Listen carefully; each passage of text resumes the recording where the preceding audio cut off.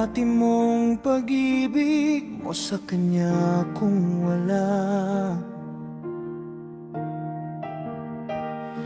namang naidudulo na mabuti sa pagmamahalan niyong dalawa.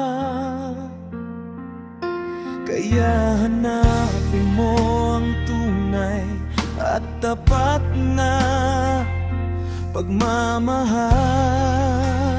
Kung sakaling dumating sa'yo ang tunay at tapat na pagmamahal, huwag mo hayaang mawala pa sa'yo.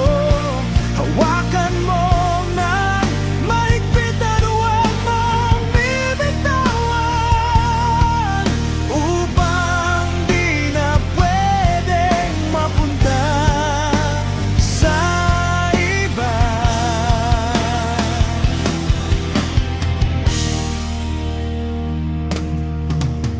Huwag mo masyadong dibdibin ang lahat ng iyong nakaraan.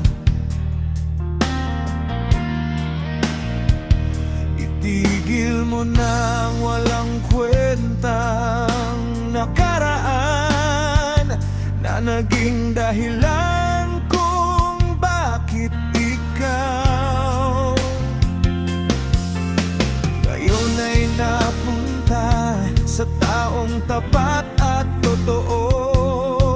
Di mo na kasalanan kung bakit iniwan mo ang taong walang pagmamahal.